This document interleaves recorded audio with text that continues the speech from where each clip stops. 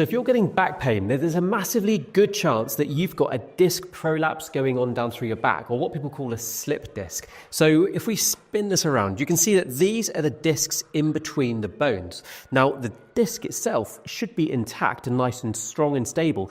We get damage in this disc, and this little thing here represents the disc slipping or bulging or prolapsing out. So it looks just like this. The disc in your spine can start to bulge out like that. Now, that could be very, very painful. In the back, you'll feel sort of a pain right in through there centrally, or maybe if it's coming out to the side, you'll feel that pain radiating out to either side or even both sides. The good news for you is that if you've got back pain and a slip disc or a disc bulge or prolapse, there is some really simple exercises we can do to decompress that area. Because look, if we look at it like this, when I compress down the disc bulges, we need to do the opposite. We need to do that, decompress, and that will take pressure off the disc, and that disc will start to feel a lot better. So decompression exercises, I've got 3 different exercises for you. The first one, we're going to do simply sat on a chair or table. And then I want you to place your hands either side of your hips like this. Bring your hips off and let your hips drop down. And then you can actually move your hips around like this. So you're just tractioning out, moving your hips around. As you do that, the weight of your hips and legs is going to decompress your spine. You'll feel almost like a tractioning down through the whole area. And just hold that for 30 seconds, move it around. That's a great way of doing it at your desk, just regularly throughout the day.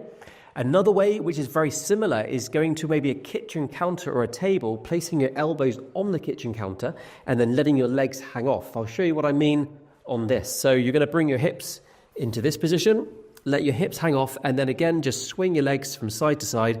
And what you're finding is that you are tractioning your spine like that, but then you're also moving it around. So you can see we're doing as much as we can to traction and articulate that disc.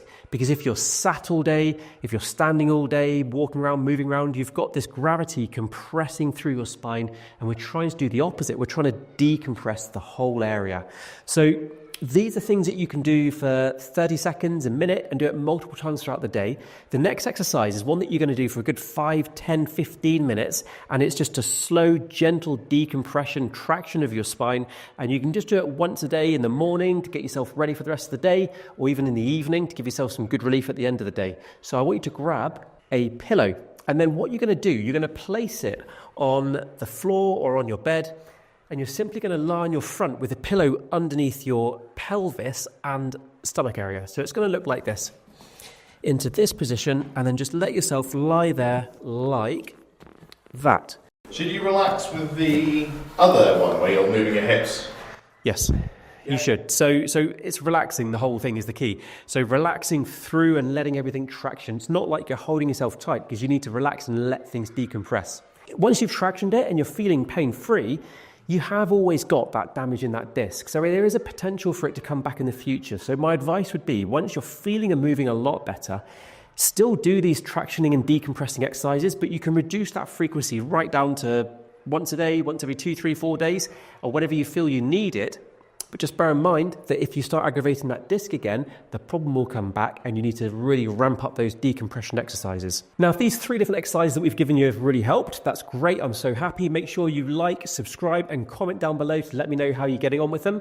Now, the last thing we're going to be covering is, yes, we can help your spine by decompressing it, but why don't we also double down that benefit to figure out what you're doing on a daily basis that's aggravating the area and stopping it from healing and moving forwards, and even causing the problem in the first place. We've actually got a full video on that specific subject of seating, bending to really prevent this lower back problem from coming back. So make sure you click just here and you'll find that one there.